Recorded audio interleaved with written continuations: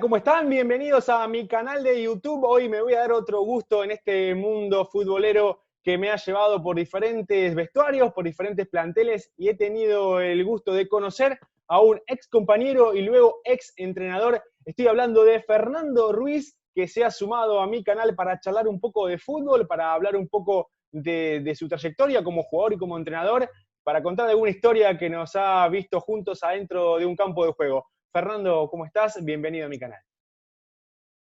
Ezequiel, ¿cómo estás? Un gusto, obviamente, después de tanto tiempo, recordar momentos y volver a tener este contacto, que es lo más importante. Como vos decís, obviamente estuvimos como compañero de saga y después me tocó dirigirte, así que del lado que haya sido, obviamente fue un placer. Muchas gracias, Fer, muchas gracias por este contacto, por prestarte a hablar un poquito de fútbol. Contame cómo estás vos. Sabemos que la pandemia te agarró en una etapa donde estabas esperando una oportunidad, habías dejado Platense luego de unas campañas espectaculares, luego de un ascenso, estabas en un impasse. Bueno, lamentablemente el fútbol se cortó. ¿Cómo estás vos? ¿Cómo está tu familia?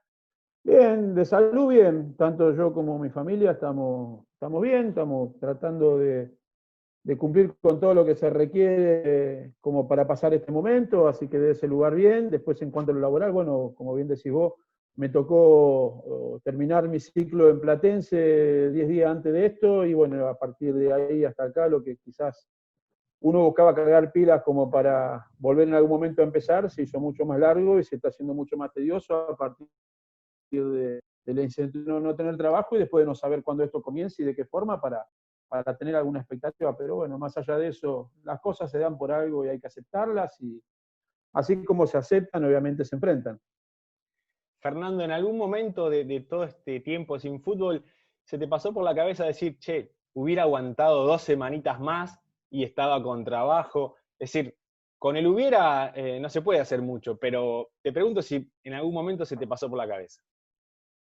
Sí, a ver, uno incluso lo habla con algún conocido y te dice, hubieras aguantado. Es más, me ha llamado muchísima gente de Platense que o me ha mandado mensaje o me han hecho llegar el mensaje de cómo no aguantar una semana, 10 días más y estábamos adentro. Pero como te decía recién, digo, las cosas, yo soy un tipo que trato de tomar decisiones y las decisiones que tomo tienen que tener un sentido en el cual no perjudique a nadie. En primer lugar, no me perjudique yo, y segundo, a quien quizás tenga que recibir la decisión que tome. Pero bueno, tomo las decisiones convencido de lo que hago, las tomo por algo, no son impulsos en cuanto a momentos de calentura, ni mucho menos, y en algún momento volveremos, estamos con mucha más energía de la que quizás en ese momento, después de dejar Platense, teníamos, porque la verdad que casi 3 años en un club con la exigencia que tiene, he tenido prácticamente casi los 100 partidos dirigidos, cosa que nadie conseguía en un club como Platense después de muchísimo tiempo, con un logro tan importante como un ascenso. Dejar al equipo posicionado como para poder seguir, por eso que en algún momento estoy convencido que Platense lo va a conseguir porque está trabajado y preparado para eso, de llegar a la primera. Pero nada, lo único que pienso hoy es que cuando salga alguna posibilidad, estar a disposición. El ganador subía directo a la B Nacional, el perdedor tenía que jugar el torneo reducido. Por eso, lo dicho, el Calamar, que regresó a la B Nacional tras 8 años en la primera B Metropolitana, el equipo de Fernando Ruiz, y ese gol que llegó en el tiempo suplementario de José Chino Vizcarra para darle el triunfo, el campeonato y el ascenso al Calamar. Tuviste 2 años y 9 meses al frente de Platense, casi 3 temporadas, es muchísimo en un club tan desgastante como es el Calamar, tan exigente. Fuiste el entrenador que más tiempo estuvo en el cargo en ese club, en los últimos 20 años, lograste un ascenso, quedaste en la historia del club. Y tu 2019, el cierre del 2019 fue muy bueno al frente del equipo, peleando ahí en los primeros lugares. Y el arranque del 2020, bueno, ahí hubo un quiebre, ¿no? Que no se pudo lograr o no se pudo mantener un equipo que venía tan bien. A esta altura, luego de varios meses sin fútbol, ¿hiciste el balance, encontraste el porqué de esa diferencia entre el cierre del 2019 y el inicio del 2020? El equipo en lo que fue la segunda temporada de Nacional B, que tuvo obviamente, como decís vos, un cierre muy bueno en diciembre y un mal comienzo y bueno, posterior mal cierre en lo poco que fue del 20. Sin duda que ya un tiempo importante, ya había cambiado un poquito la idiosincrasia quizás futbolística del equipo, entonces nos fue durante todo, incluso en la primera rueda que terminamos puntero, nos había costado encontrar un rendimiento muy parejo en todos los partidos, el equipo quizás estaba jugando de otra forma que por ahí no era la que más buscábamos, la que más queríamos, lo que habíamos mostrado quizás en la temporada anterior, pero bueno, los resultados iban llevando esto a seguir siendo competitivo, creo que eso no lo dejamos hacer nunca. Y bueno, la segunda parte no tuvimos un buen arranque, obviamente hay cosas que quizás uno después con el tiempo analizando, si hubiera pasado esto, hubiera hecho esto, o me hubiera puesto de esta manera en tal momento, en tal otro, quizás esto, pero eso no sabemos realmente qué es lo que terminó, o sea, tengo claro un poquito qué es lo que pudo haber pasado después de tanto tiempo, pero son cosas que como no las hablé directamente, muchas veces quedan en mí o en el grupo de trabajo, que uno va analizando y va diciendo, en aquel momento por ahí nos faltó esto, tendríamos que haber apuntado por esto, o quizás tendríamos que haber hecho esto. Y no eras del Riñón, ¿no? No eras del Riñón platense y le ganaste una final, un desempate a Estudiantes, un club con el que estás muy identificado. Qué momento para tu carrera. Sí, ya me había tocado enfrentarlo con Almagro, también a Estudiantes, y en semifinales, en la cual también lo eliminamos y después tuvimos la posibilidad de ascender ganando de Morón. Entonces, era una situación que por ahí acá en el barrio me la recuerdan todo el tiempo. Yo sigo viviendo en Caseros, entonces imagínate que acá tengo un cruce importante entre lo que es Almagro y Estudiantes, pero nada, yo de mi profesionalismo siempre digo lo mismo, esto es mi trabajo, tengo aprecio por cada uno de los clubes que me dio la posibilidad de trabajar, respeto por sobre todas las cosas y nada, no reniego de ninguno de mis pasados. Cuando llegué al Magro pasó lo mismo, me recriminaban el paso por Estudiantes y no renegué en ese momento de haber pasado en Estudiantes, pero me comprometí al máximo también por Almagro. Y bueno, así creo que debe ser lo de un profesional, como creo que busco ser siempre. Voy a llevarte ahora a un viaje al recuerdo, ¿no? Al comienzo de tu carrera como entrenador. Cuando nosotros compartimos plantel, vos eras futbolista y nos conocimos en Deportivo Armenio, temporada 2005-2006, y vos ya estabas ya de a poquito preparándote para ser entrenador, ya lo tenías amasado, ya lo tenías masticado, que eran tus últimos años, y siempre tuviste claro que ibas a dirigir. Sí, siempre lo tuve claro. Siempre me gustó tener ese compromiso en base a lo que sucedía dentro de la cancha y desde mi lugar de jugador comprometerme con lo que el entrenador obviamente proponía. Y siempre me gustó, siempre fui muy observador de ese lugar y he tratado de sacar lo mejor de cada uno de los entrenadores. Y para mí no fue caótica el momento de pensar de que no iba a jugar más. Tenía dentro de todo la ventaja, en cierto modo, en aquel momento del saber de que la temporada siguiente a dejar de jugar iba a dirigir. Acordate que nosotros en ese momento estábamos sin entrenador. Claro. Vos Y en base a él, terminaste siendo jugador técnico esa última año tuyo, ¿no? Los últimos partidos hacías ambos roles. Más entrenador que jugador porque estabas lesionado, pero hacías un poco de las dos. sí, faltando 5 fechas ya no pude jugar más porque había tenido una lesión importante. Yo también me estaba marquitito que quería pasar al otro lado, porque me costó recuperar y me costó recuperarme de la lesión porque yo tampoco le ponía al 100% de ganas como para eso. Mentalmente, físico, marcando algo que iba acorde con el pensamiento que yo tenía y bueno, en base a eso, una vez que, ¿te acordás que fuimos a Rosario y la noche anterior Noray en Arroyo Seco ya me mandó al frente con todo el grupo como que yo iba a ser el entrenador? Y la verdad que me vine todo el viaje a Rosario pensando en esa situación y empecé a ver que empezar a comprometerme, porque si esto no levanta, estos puntos se pierden hoy, el año que viene cuando me toque dirigir los voy a sufrir yo. Entonces, después del primer partido creo que era Estudiantes de Buenos Aires.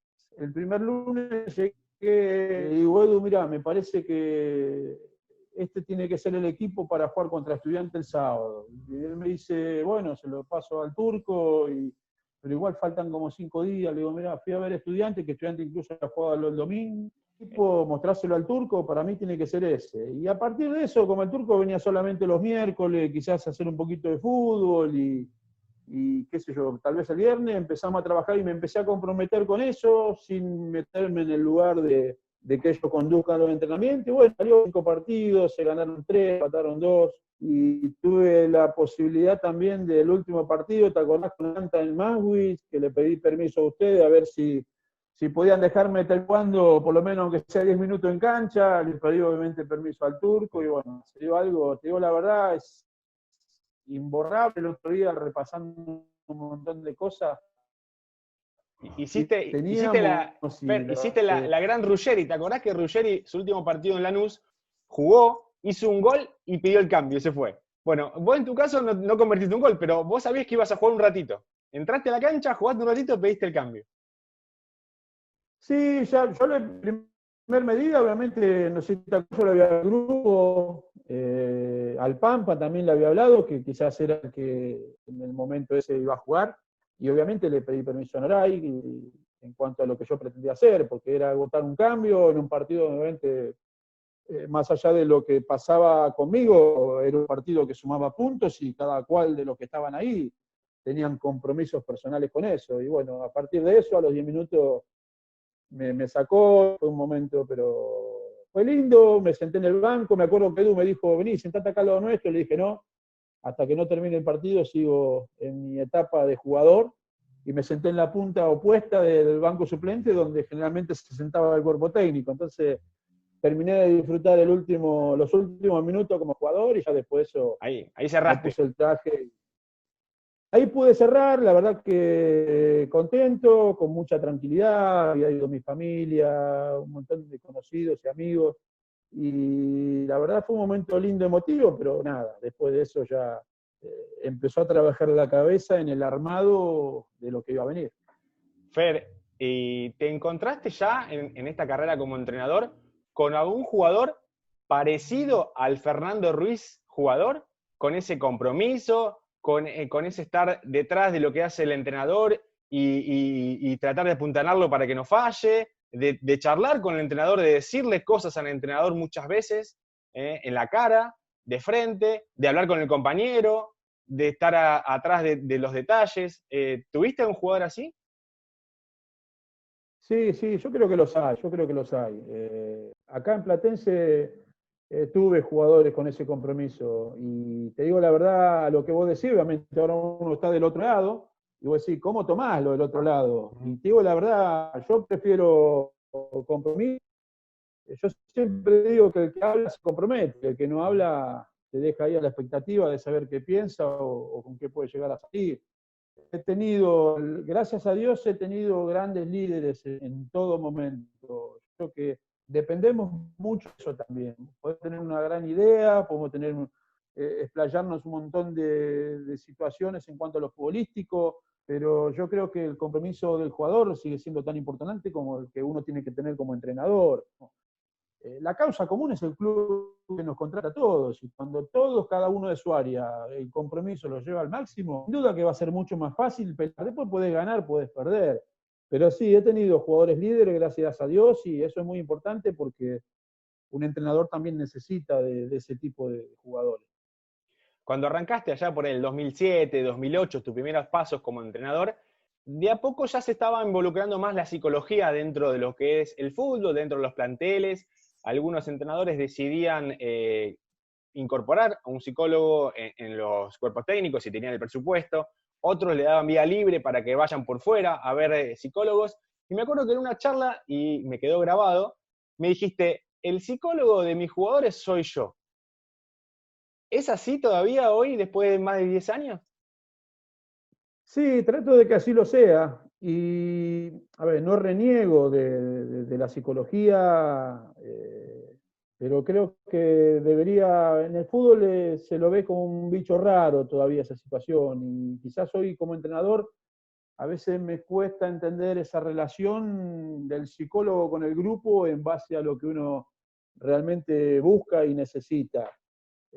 Yo te decía anteriormente, uno es muy observador, obviamente eso no marca que uno sea psicólogo, pero como soy un tipo, generalmente, por ahí muchas veces mi cara no lo marca, pero abierto, trato de llegar desde todas maneras humanas al jugador o a la gente que trabaja conmigo.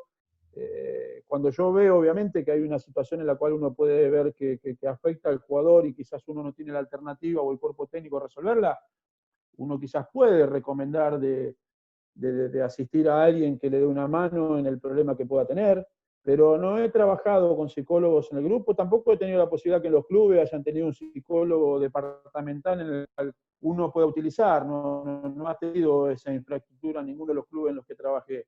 Pero yo creo que es muy importante la primera observación del entrenador, de saber en base a la observación, palpar donde tenés el problema, o donde hay una situación, y yo digo que lo humano es, cuando uno tiene llegada al jugador y tiene un ida y vuelta importante con el jugador, obviamente el jugador a la larga se termina abriendo y termina dándole la posibilidad a uno a saber qué es lo que puede estar pasando. Así que desde ese lugar no he tenido la posibilidad de trabajar, sinceramente te digo, me cuesta entender de que por ahí tenga que conseguir un psicólogo para llevarlo con mi grupo, porque no termino de redondear la idea realmente de que trabaje en el día a día.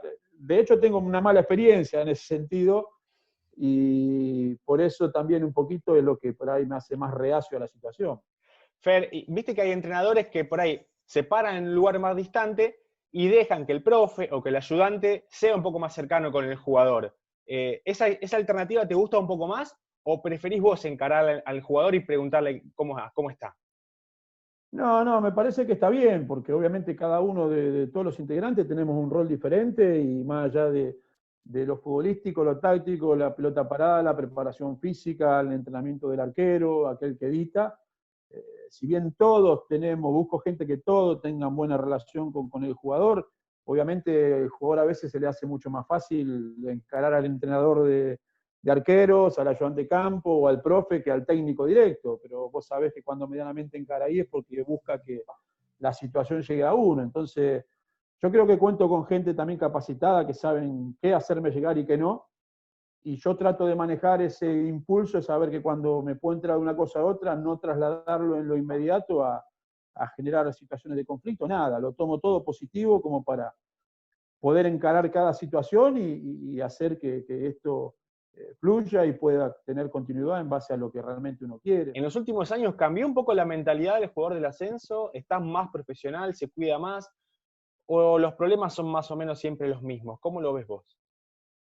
No, yo creo que la idiosincrasia del jugador sigue siendo siempre la misma, pero creo que se ha profesionalizado mucho más el jugador. Y yo creo que en esto tiene que ver, a veces como uno por ahí se queja de las redes sociales o dice que ahora hay redes sociales por todos lados y es peligroso, y muchos la realidad que no lo saben utilizar. Pero yo creo que ese tipo, la imagen, el jugador ha cambiado su imagen. Entonces hoy el jugador, por ahí lo ves por todos lados y te aparece en cuero, mostrándote su físico, y eso para mostrarlo obviamente tiene que ver con una conducta deportiva, con una conducta en cuanto a la alimentación. Yo creo que ha mejorado físicamente el jugador, obviamente el deporte ha crecido en eso, y yo creo que el jugador en general es profesional. Siempre tenés, como en todo, hay de todo, pero el jugador creo que en cierto modo es profesional. Un altísimo porcentaje te diría que es profesional. No quiere decir que en aquel momento no lo éramos, ¿no? Teníamos otros recursos, otras situaciones, otras dificultades, ahora hay otras, pero yo creo que el jugador en cierto modo en general es profesional. ¿Cómo se hace, cómo se soluciona cuando tenés un jugador que no va por el camino que vos querés que vaya? Cuando tenés, como se dice, una oveja descarriada. Por ahí vos lo querés convencer de una idea, querés que se comprometa, y a veces el jugador, cuando no juega, no está de mejor humor, y ya empieza a cuestionar muchas cosas, y a veces también tiene que ver con el cartel o con el nombre de ese jugador, ¿no? No es fácil, o no es lo mismo manejar a un jugador de poca trayectoria a un jugador con mucho nombre o con mucho apego en el club, ¿no? Con mucho apoyo en el club. Ahí las cosas se pueden poner media fulera. Yo digo que lo que hay que defender acá es el bien común. Repito eso porque lo tengo muy en claro. Después, obviamente, no todos son iguales, como decís vos, hay jugadores con más trayectoria, con menos trayectoria, con un carácter, con otro. Yo digo que el jugador funcione tiene que ver con esa parte importante en la cual creo que tiene el entrenador. Uno no se puede quedar, y no hizo lo que trabajamos en la semana, y no tuvo un buen día. Yo creo que nos tenemos que evaluar nosotros. Yo me evalúo antes de evaluar al jugador en su comportamiento o en su rendimiento, realmente qué es lo que hizo, lo que no hizo, y en qué responsabilidad cabe lo mío. A mí me ha tocado tener jugadores que por ahí sentía que eran muy importantes para el equipo y en cierto modo había situaciones que no me gustaban de la semana, pero bueno, yo tenía que congeniar esa situación para que le sirva al equipo futbolísticamente, pero que no lo perjudique en la semana en el vestuario y al compañero. No hacer diferencia, pero tratar de llegarle de alguna manera como que pueda cumplir todas las alternativas.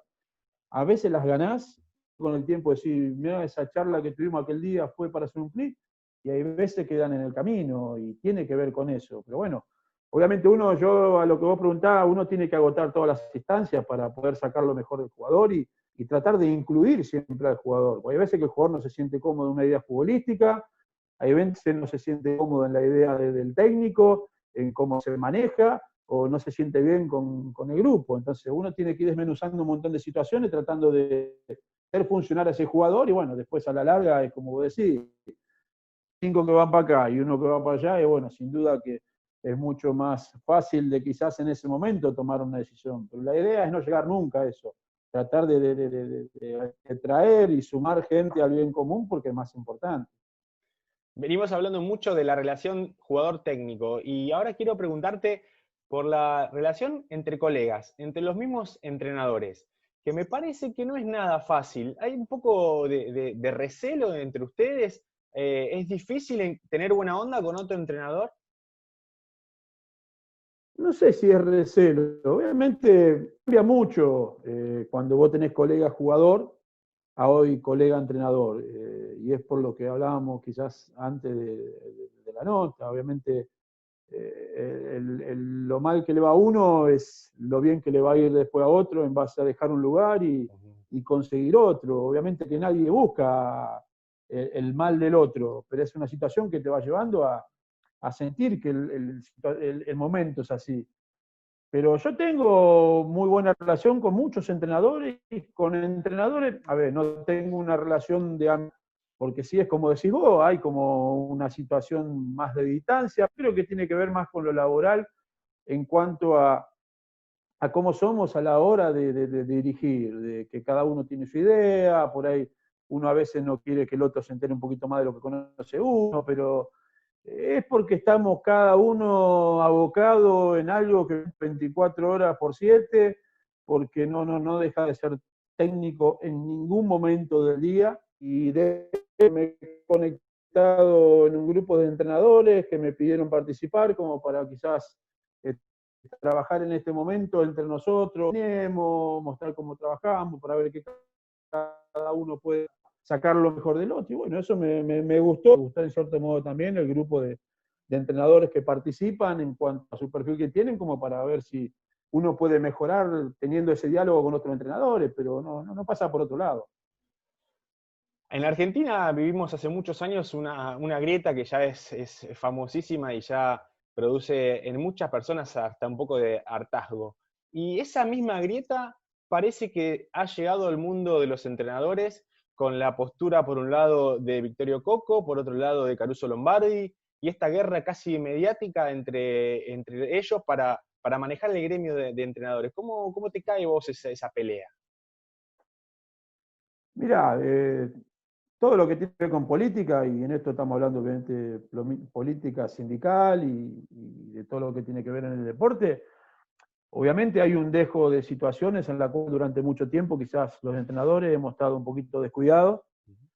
Y bueno, ahora estamos en una etapa en la cual todavía no hay fecha, pero hay posibilidades de que pueda haber elección, y bueno, cada uno tendrá que poner lo mejor que tiene como para poder dar lo mejor. Hoy Coco no está participando de esto, creo que está en cierto modo a un lado, el que está tomando un poquito las riendas de lo que es ATFA es el Tano Pacini, y bueno, está trabajando con su gente, ha conseguido en lo inmediato ahora un subsidio que ha sido muy importante para los entrenadores que han perdido en base a la pandemia su posibilidad de trabajar. Eso es algo que no se había conseguido antes, es algo que habían conseguido los jugadores ya mucho antes de estos tiempos, hace 3 meses. Bueno, ahora a los entrenadores se le ha conseguido el mismo subsidio y bueno, me parece que ese es un logro importante, porque acá lo que quizás muchas veces molestaba era que la definición del fútbol la tenían los jugadores y la AFA. Y la tercer pata de los entrenadores como que no se nos tenía en cuenta. Y bueno, yo creo que esa es una pelea en la cual el gremio de los entrenadores debería haber tenido. Fer, ¿te gustaría que entrenadores de más cartel o de más renombre o con mucho más influencia en el medio se involucren un poco más? Pero yo creo, se involucran, ¿eh? Se involucran. Lo que pasa es que obviamente después las voces por ahí son mucho más acotadas a pocos nombres, pero se involucran. Yo he participado en reuniones en las cuales han venido los mejores entrenadores del país, todos los nombres. En un momento más de 100 entrenadores en una sala debatiendo ideas y qué es lo que se busca. Tienen compromiso. Creo que se ha generado del 2016 hasta acá, que fue la etapa en la cual se empezó a pelear por esta cosa, a sacudir un poquito y a defender un poquito la idea del entrenador, de tener un sindicato más presente. Pero sinceramente te digo, lo tengo que decir, si bien yo al principio era uno de los que por ahí entendía que no había un funcionamiento acorde del gremio, hoy el Tano realmente ha conseguido un par de cosas importantes y se ha asemejado a la buena pelea que muchas veces tienen agremiados con los jugadores. Entonces, hoy ya los entrenadores estamos empezando a ocupar ese lugar que creo que debemos ocupar. Siguiendo con esta temática de los entrenadores, hay uno muy famoso en Argentina, muy importante en Argentina, que es Marcelo Gallardo.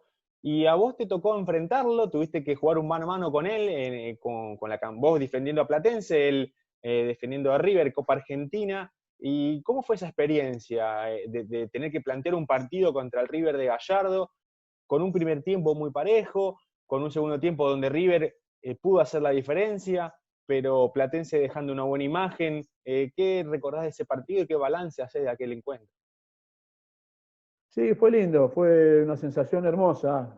Obviamente cuando jugás Copa Argentina y te tocan este tipo de rivales, ya estás dirigiendo primera, porque yo lo siento así, uno se va midiendo con lo mejor que tiene el fútbol argentino, medirse con no solamente River, sino el River de Gallardo, con todo lo que eso significa, sin duda que para nosotros es un desafío hermoso. Entonces, lo que uno busca en ese momento, más allá de la jerarquía del rival, es tratar de imponer y mostrar lo suyo, porque es el momento también de entender y mostrar realmente qué es lo que teníamos nosotros. Me parece que teníamos un equipo muy competitivo, como para poder hacer un buen partido. Obviamente el análisis, vos me conocés y yo el análisis con respecto a cada uno de los rivales que enfrento, trato siempre de proponer lo mío que sea superior, trato siempre de superar, nunca propongo algo pensando en cuidarme o meterme atrás. Ese día quizás tratamos de cortar algunos circuitos que me parecían que eran importantes, pero sin tener que meternos atrás, esperar a ver que no te goleen, como muchos piensan o muchos creen que por ahí esos partidos se juegan. Pero, por ejemplo, decime, a ver, en la semana, bueno, a ver, no hay que dejar que Nacho Fernández agarre la pelota y pueda encontrar a los delanteros, no hay que dejar que Enzo Pérez reciba libre y pueda armar el juego. ¿Por dónde pasaba una de las claves para poder neutralizar el juego de River?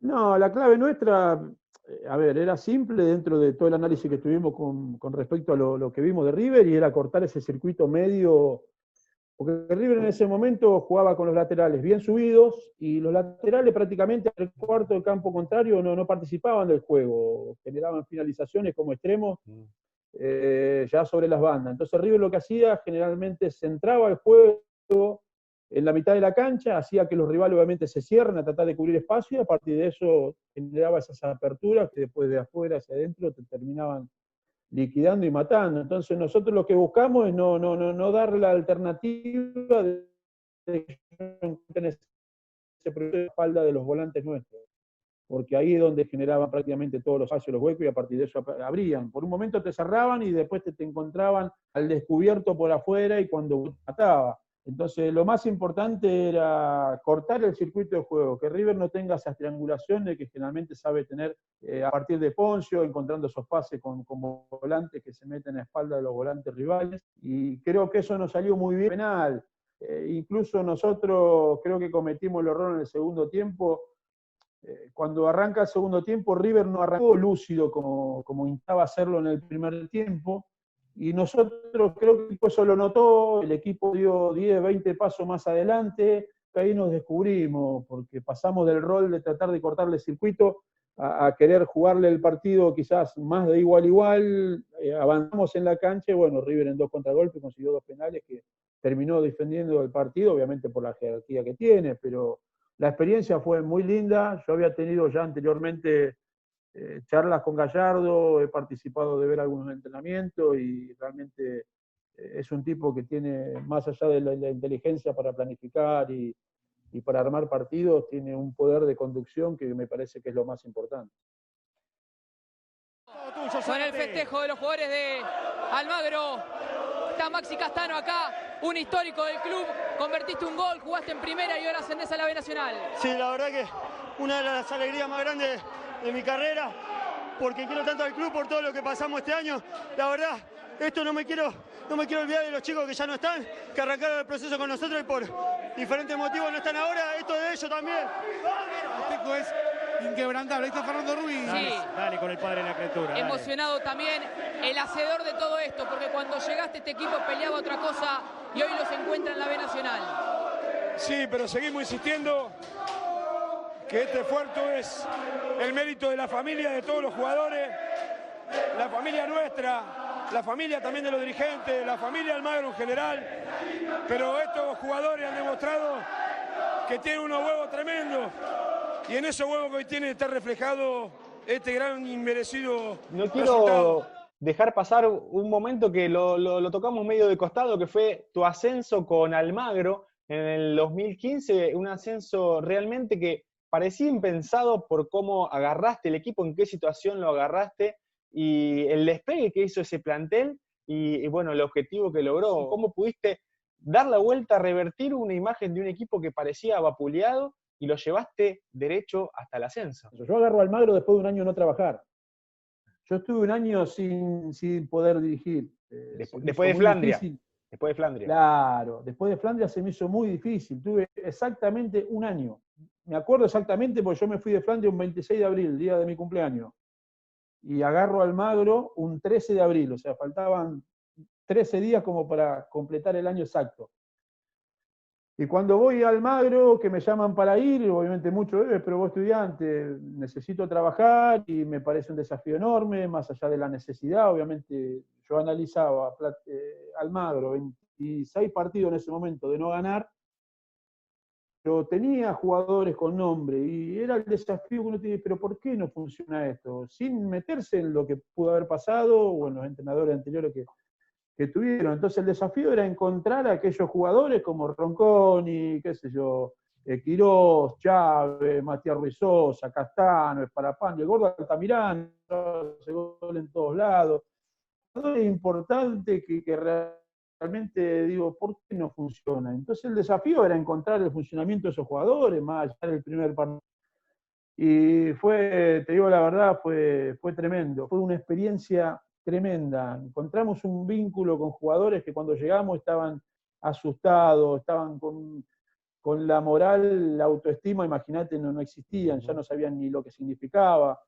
Y bueno, en base a la confianza, al demostrarle que realmente creíamos en ellos desde el primer día, porque yo los conocía de haberlos enfrentado un montón de veces y yo sabía que había material, había que encontrarle el punto justo como para poder sacar lo mejor de cada uno y de eso encontrar un equipo, y bueno, así fue generándose una relación en la cual había mucha difícil, en la cual por ahí en su momento tuvimos algún que otro jugador por disciplina o algo que lo separamos un tiempito, después lo trajimos, que fue marcando un montón de situaciones de qué es lo que buscábamos, y la realidad terminó en algo. Yo siempre cuento una experiencia que fue por campeonato. Nosotros ya estábamos peleando la posibilidad de clasificar al reducido. Imagínate que después de la campaña que veníamos haciendo ya es como que estaba todo ganado, y nos toca perder un chico con Estudiantes de Buenos Aires, y después de perder 3-2, un partido que habíamos jugado mal, faltaban 3 fechas para terminar el torneo, y Lucas Sparapani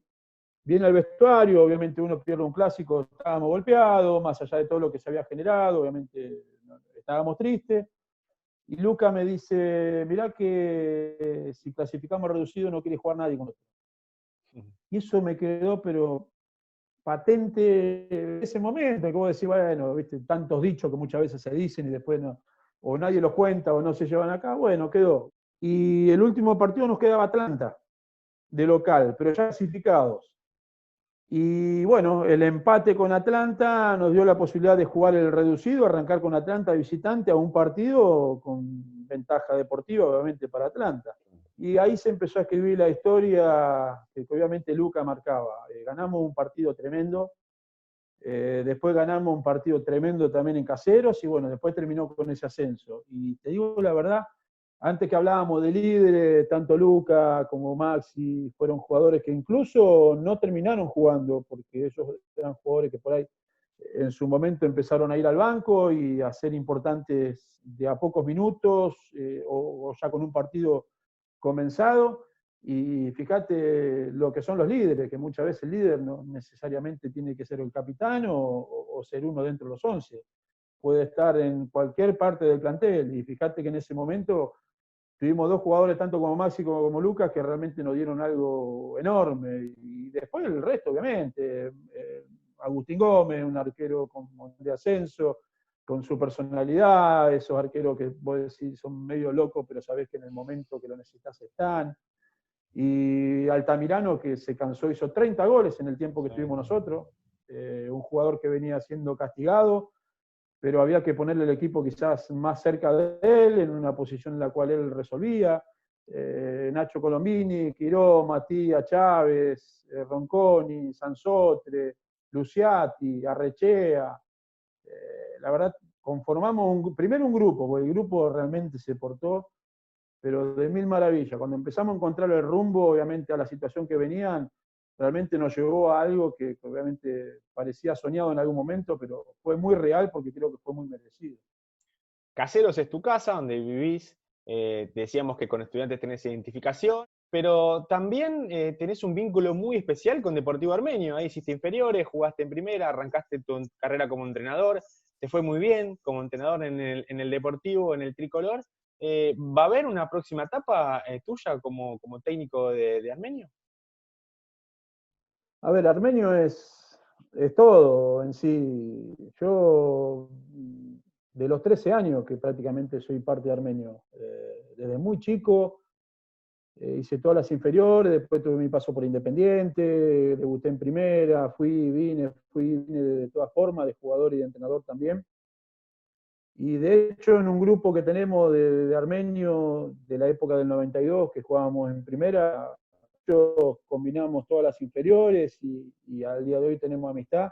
Y de hecho ahora, en este momento que uno se pone a revisar un montón de cajones y encuentra fotos, vemos fotos de cuando teníamos 14, 15 años, y eso, digo, la verdad es algo que no me lo dio nada, es impagable. Yo me acuerdo de cuando mi viejo me llevaba en colectivo para ir a jugar, que te levantabas a las 6 de la mañana porque tenías que ir hasta La Ferrer, y había que tomar un tren, un colectivo, traer el tren, algún remis que por ahí, o un taxi que había en esa época, y no eran momentos fáciles, pero eran hermosos. Yo digo que la mejor etapa del jugador es la que hacen inferiores.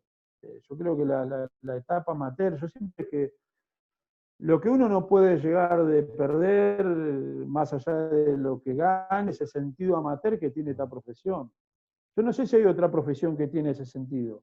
Acá sos profesional, nos pagan por lo que hacemos, uno quiere obviamente cobrar lo más que pueda, pero el sentido amateur está todo el tiempo. El jugar a la pelota tiene que estar todo el tiempo, más allá de que esto obviamente tiene sistema, tiene la parte táctica, tiene un montón de obligaciones, pero ese momento uno no lo tiene que perder. Yo no lo pierdo nunca, trato siempre de estar aferrado a eso. siempre tengo relación también con la gente que maneja Armenio y con Luciano siempre le digo, yo estoy en busca de crecer, en busca de seguir escalando hacia arriba y tratar de llegar a lo que uno tiene como sueño, dirigir primera. Y bueno, yo siempre le digo, dale, empezá a laburar para subirlo, no me hagas bajar a mí, dale, subí vos, así nos encontramos en algún punto más arriba. No sé, nunca se sabe, nunca hay que subir para arriba porque esto es así, esto es muy dinámico, un día estás, otro día no estás, entonces en ese sentido, ¿por qué no? Te diría en algún momento poder dirigir, ojalá que sea con Armenio mucho más. Fer, la última pregunta tiene que ver con los sueños. Yo siempre hago esa pregunta en mis entrevistas. Tiene que ver con los sueños, con los objetivos que uno se plantea a futuro. Recién me lo acabas de decir, tiene que ver con dirigir en primera división. Si es como entrenador o si es como ayudante, si te llama algún entrenador y te dice, sumate a mi cuerpo técnico y es para trabajar en primera, ¿aceptarías también ese desafío o vos querés llegar a primera por tus medios? No, me gustaría llegar como entrenador. Creo que tengo un grupo de trabajo que realmente respeto, aprecio y quiero mucho porque tienen el mismo objetivo que tengo yo y de hecho dentro del grupo tengo una persona como Cristian Bardaro que su recorrido ha sido de primera división. Y él también tiene el mismo que tengo yo, de llegar otra vez a primera. Entonces, desde ese punto es algo obviamente que nos propusimos junto con la gente que trabaja conmigo y es el desafío que tengo. Después, la verdad, nunca lo he pensado de ese lado. Sí lo he pensado en momentos que por ahí no tenía trabajo, que uno le agarra esa incertidumbre, en aquel momento que estuve un año sin trabajar. Quizás todavía no me había posicionado como creo que por ahí estamos posicionados hoy después de lo que hicimos en Almagro y en Platense. Y en ese momento sí, uno cuando está ante la incertidumbre y por ahí la desesperación, bueno, si me llamaría este. Pero hoy te digo la verdad, lo que quiero, creo que estamos capacitados más allá de que tenemos que seguir creciendo, que tenemos que seguir mejorando, que tenemos que seguir buscando alternativas que nos hagan mucho más ricos de lo que por ahí hasta el momento pudimos haber sido, porque creo que la primera división así lo requiere y no hay márgenes. Te toca primera una vez y la tenés que aprovechar porque 2 veces no viene, todo para aquellos que por ahí tenemos más recorrido del ascenso, pero bueno, yo digo que el fútbol está mucho más abierto que años anteriores, hay muchos entrenadores en primera que han pasado, están mostrando capacidad como para poder hacerlo arriba, así que en algún momento, ¿por qué no? Y bueno, hay que prepararse para que cuando se dé uno pueda mostrar lo que realmente es capaz. Fer, muchísimas gracias por esta charla, por estos minutos que me regalaste para mi canal. Ha sido un placer hablar de fútbol, recordar viejas épocas, lindos momentos.